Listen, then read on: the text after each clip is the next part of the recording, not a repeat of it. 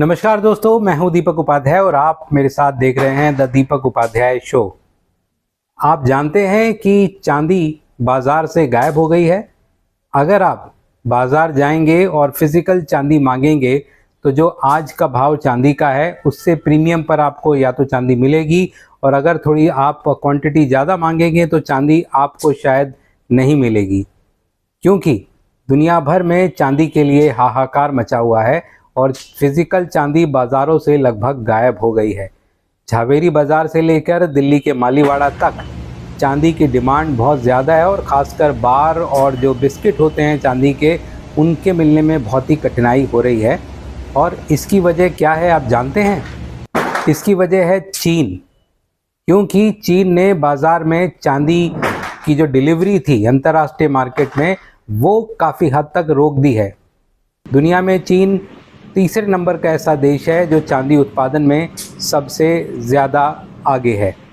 पहले नंबर पर मैक्सिको है जो लगभग 6,300,000 टन चांदी का उत्पादन करता है, और चीन जो है 3,000 टन के साथ पहले और दूसरे नंबर पर, दूसरे या तीसरे नंबर पर हमेशा रहता है। लेकिन पिछले कुछ समय से उसने इंटरनेशनल मार्केट में चांदी की सप्लाई काफ़ी कम कर दी है, और इसकी वजह से चांदी के डिमांड और सप्लाई में बहुत बड़ा गैप हो गया है।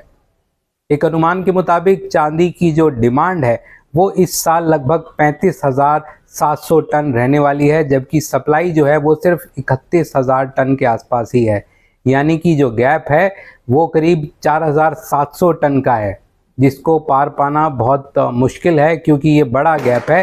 पहले कई बार चांदी जो रिसाइकलिंग चांदी है, अगर छोटा मोटा गैप होता तो रिसाइकलिंग चांदी से उसको पूरा किया जा सकता है, लेकिन ये गैप बहुत ज़्यादा है।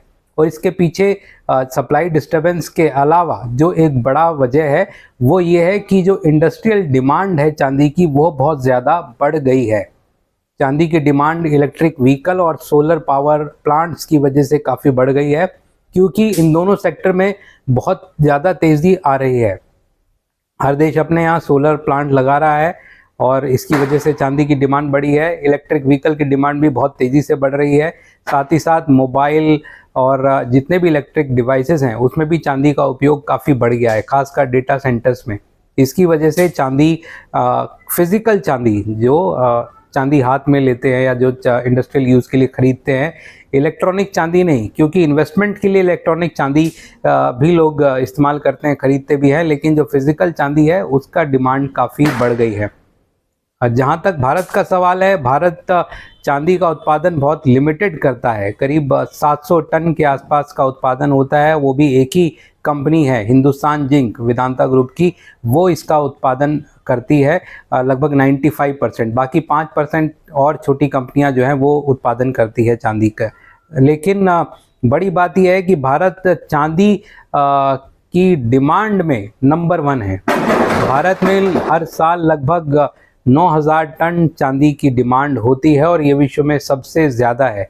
आज भी भारत में चांदी बहुत बहुतायत में ख़रीदी जाती है, चाहे त्यौहार हो या जो त्योहारों का मौसम है, इसमें सोने चांदी के जो गिफ्ट किया जाता है, चांदी खास करके धनतेरस पर तो काफ़ी ख़रीदी जाती है।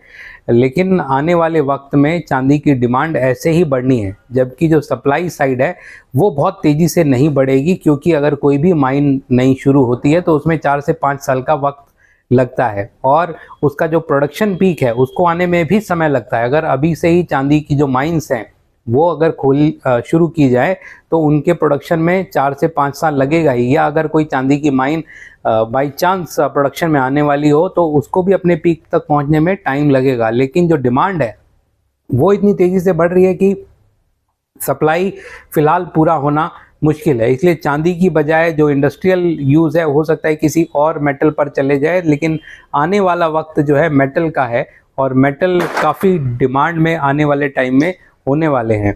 तो ऐसे में अगर आपके पास चांदी रखी हुई है तो उसको रखिए, क्योंकि आने वाले समय में इसकी कीमतें और बढ़ सकती है और दुनिया भर में चांदी की मांग और बढ़ सकती है। आप देखते रहिए दीपक उपाध्याय शो। नमस्कार।